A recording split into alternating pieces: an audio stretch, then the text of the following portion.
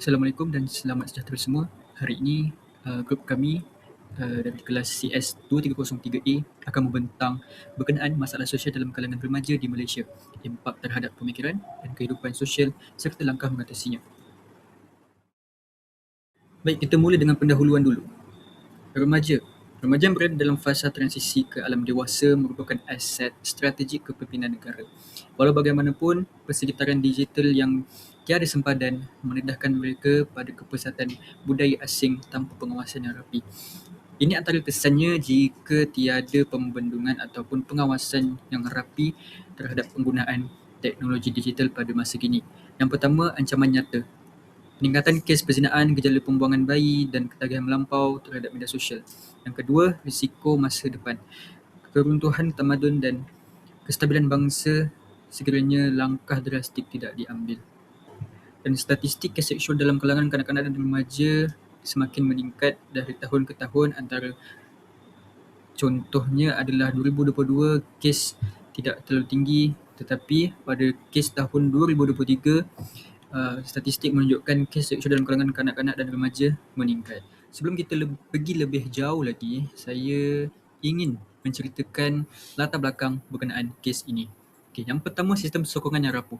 Apabila remaja kurang pendedahan berkenaan pendidikan kesihatan reproduktif ataupun pendidikan seksual, mereka rasa keliru dan tidak mendapat sokongan moral yang diperlukan sepatutnya, dan sehinggakan memberi kesan yang sangat besar kepada emosi dan kesejahteraan mental mereka kerana mereka kurang pendedahan, kurang ilmu, kurang pengetahuan tentang berkenaan pendidikan kesihatan reproduktif, dan kesannya boleh mendorong kes pembuangan bayi.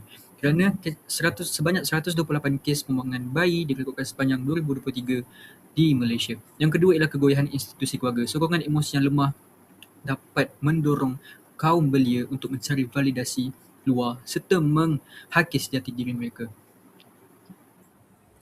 Seterusnya, jenis-jenis masalah sosial dalam kalangan remaja.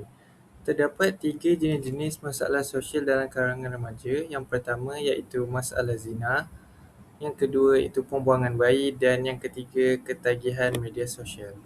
Bagi masalah zina ini, iaitu hubungan tanpa batas melanggar norma agama dan masyarakat.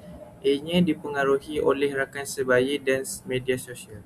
Kurang didikan agama juga boleh melibatkan remaja dalam masalah zina ini tanpa pengawasan ibu bapa. Ini juga dapat meningkatkan risiko kehamilan luar nikah dan keruntuhan akhlak. Bagi poin yang kedua iaitu pembuangan bayi, ianya berpunca daripada kehamilan luar nikah dan tekanan emosi.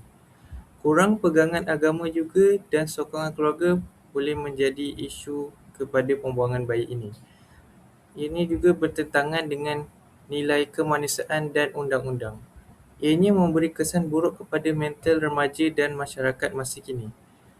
Poin yang terakhir iaitu yang ketiga iaitu ketagihan media sosial, iaitu penggunaan media sosial secara berlebihan dan tidak terkawal dapat menjejaskan pelajaran dan tanggungjawab harian remaja. Ini juga meningkatkan risiko tekanan dan kebimbangan serta kemurungan, dan ianya juga dapat memberi kesan negatif terhadap hubungan sosial dan prestasi akademik remaja. Seterusnya, saya akan menerangkan impak masalah sosial terhadap pemikiran remaja. Pertama, masalah zina boleh menghakis sifat malu dan nilai moral dalam diri remaja. Selain itu, ia menyebabkan mereka menormalisasikan maksiat serta melemahkan pertimbangan rasional. Kedua, pembuangan bayi mencerminkan krisis pemikiran yang serius. Remaja yang terlibat cenderung membuat keputusan berdasarkan emosi tanpa memikirkan akibat dan gagal menyelesaikan masalah secara rasional. Ketiga, ketagihan media sosial mendorong remaja mencari kepuasan segera, membuat perbandingan sosial yang tidak sihat serta menjejaskan fokus dan pengawalan diri. Kesimpulannya, masalah sosial bukanlah sahaja memberi kesan kepada tingkah laku remaja, malah ia turut mempengaruhi cara mereka berfikir dan membuat keputusan dalam kehidupan seharian. Seterusnya, saya akan membincangkan tentang impak terhadap kehidupan sosial. Impak kepada masalah zina akan mengakibatkan seseorang itu dijangkiti pelbagai penyakit seperti HIV dan juga sifilis. Selain itu, ia akan merosakkan imunisasi badan seseorang dan akan mewujudkan masyarakat yang prejudis dan takut untuk bergaul dengan masyarakat lain. Justeru, ia akan meruntuhkan keharmonian masyarakat. Kemudian, impak kepada pembuangan bayi. Yang pertama akan mencalarkan maruah keluarga. Justeru akan meningkatkan populasi anak pungut dan akan membebankan kepada negara, dan kemudian akan dipandang hina oleh segelintir masyarakat. Selain itu, impak terhadap ketagihan media sosial. Masyarakat yang sering meluangkan masa bersama gadget akan melahirkan insan yang tidak bertanggungjawab, malah menjadikan media sosial sebagai tempat menyebarkan fitnah dan akan menyebabkan cyberbully berleluasa. Seterusnya, saya akan membincangkan tentang hasil dan perbincangan mengenai soalan-soalan yang diajukan kepada semua responden. Soalan pertama yang diajukan ialah bagaimanakah penglibatan masyarakat yang mengalami masalah sosial ini memberi impak negatif kepada kualiti generasi masa hadapan yang bakal memimpin negara kita. Jawapan yang diberikan oleh responden ialah menjejaskan pembentukan sahsiah generasi muda, seterusnya cenderung melahirkan individu yang berakhlak buruk dan menjejaskan prestasi pendidikan, dan akhir sekali akan melahirkan individu yang kurang berdisiplin dan lemah dari segi kepimpinan. Kesimpulan yang diperoleh daripada soalan ini ialah pelbagai pihak perlu menitik beratkan tanggungjawab masing-masing untuk membendung gejala ini daripada terus berleluasa ke generasi akan datang. Soalan kedua, pada pandangan anda, mengapakah masalah sosial dalam kalangan remaja semakin meningkat? Berdasarkan temubuan yang dijalankan, majoriti responden berpendapat bahawa penggunaan media sosial yang tidak terkawal merupakan faktor utama peningkatan masalah sosial dalam kalangan remaja kerana mereka mudah terdedah kepada kandungan negatif. Selain itu, responden juga menyatakan bahawa pengaruh rakan sebaya serta pengaruh budaya luar mendorong remaja mengikuti tingkah laku yang tidak sihat. Kurang perhatian dan sokongan daripada keluarga turut menyebabkan remaja lebih mudah terpengaruh dengan gejala sosial. Tambahan pula, tekanan hidup dan masalah emosi menyebabkan setengah remaja mencari jalan penyelesaian yang salah sehingga terlibat dalam pelbagai masalah sosial. Kesimpulannya, masalah sosial berpunca daripada faktor keluarga, persekitaran dan individu. Oleh itu, kerjasama semua pihak amat penting bagi membendung gejala sosial dalam kalangan remaja. Hasil dan perbincangan soalan yang ketiga. Apakah masalah sosial remaja yang paling ketara pada masa kini dan bagaimana ia mempengaruhi cara mereka berfikir di kehidupan sosial? Ini adalah pandangan-pandangan responden yang telah memberi pandangan terhadap soalan yang ketiga. Yang pertama, responden yang pertama menyatakan penggunaan gadget dan media sosial tidak terkawal menyebabkan remaja taksub untuk mengejar validasi luar. Yang kedua, ketagihan dunia digital mendorong remaja untuk mengasihkan diri dan kurang tumpuan terhadap pelajaran, dan dia menjejaskan interaksi sosial secara bersemuka. Yang ketiga, faktor pergaulan bebas. Perkara ini dengan pengaruh negatif rakan sebaya boleh menyebabkan remaja mudah terlibat dalam aktiviti yang negatif seperti ponteng sekolah, merokok dan sebagainya. Yang terakhir sekali, tekanan daripada masalah keluarga dan persekitaran yang tidak sihat memberi impak buruk kepada kestabilan mental dan emosi remaja. Kesimpulannya, masalah sosial dalam kalangan remaja masa kini memberi kesan langsung terhadap perubahan corak pemikiran, hubungan sosial dan tingkah laku mereka. Dan pendekatan yang komprehensif diperlukan untuk membimbing remaja agar bijak mengurus pengaruh digital dan memilih persekitaran yang sihat. Hasil dari perbincangan bagi soalan 4. Apakah langkah terbaik untuk mengurangkan masalah sosial dalam kalangan remaja? Berdasarkan temubual yang dilakukan, ramai responden berpendapat bahawa ibu bapa memainkan peranan paling penting kerana merupakan individu terdekat dengan anak-anak dan bertanggungjawab membentuk nilai moral sejak kecil. Seterusnya, pihak sekolah juga perlu memainkan peranan penting dengan menyediakan kempen kesedaran, program sahsiah dan sesi kaunseling untuk membantu remaja memahami kesan buruk gejala sosial. Yang terakhir, masyarakat atau komuniti boleh menganjurkan aktiviti berfaedah seperti sukan dan program komuniti bagi mengelakkan remaja daripada terjebak dengan pengaruh negatif.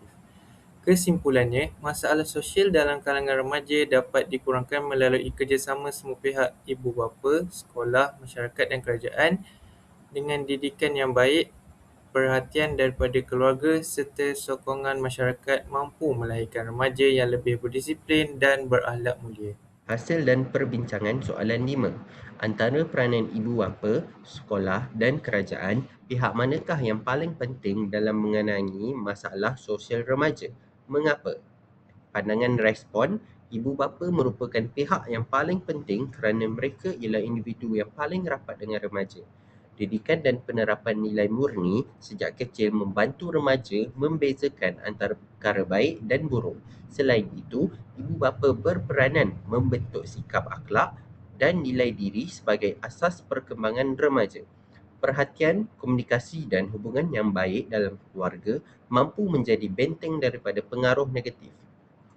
Kesimpulannya, ibu bapa merupakan pihak yang paling penting dalam menangani masalah sosial remaja kerana mereka berperanan besar dalam membentuk sahsiah dan nilai anak-anak sejak kecil. Kerjasama antara ibu bapa, sekolah dan kerajaan diperlukan bagi membendung masalah sosial dalam kalangan remaja secara berkesan. Seterusnya, langkah-langkah untuk mengatasi perkara ini. Peranan ibu bapa. Mereka perlu memberi kasih sayang, perhatian dan sokongan emosi. Mereka juga perlu mewujudkan komunikasi yang terbuka dengan anak-anak dan memantau pergaulan dan penggunaan media sosial anak-anak. Selain itu, peranan sekolah ataupun institusi pendidikan, mereka boleh mengadakan kempen kesedaran dan program sahsiah. Mereka juga boleh menyediakan sesi kaunseling kepada pelajar dan memupuk nilai moral dan disiplin yang baik. Selain itu, peranan kerajaan dan undang-undang pula, mereka perlu menguatkuasakan undang-undang dengan tegas. Selain itu, melaksanakan kempen kesedaran kepada masyarakat juga terbukti berkesan dan peranan kerajaan juga boleh menyediakan pusat kaunseling dan sokongan. Yang terakhir, kawalan pengguna media sosial. Kita perlu menetapkan had masa penggunaan media sosial dan memantau kandungan yang diakses oleh remaja. Seterusnya, ianya boleh menerapkan pendidikan literasi digital dan menggalakkan keseimbangan antara dunia maya dan realiti. Untuk kesimpulan, secara keseluruhannya, masalah sosial dalam kalangan remaja merupakan isu yang semakin membimbangkan dan perlu diberi perhatian oleh semua pihak.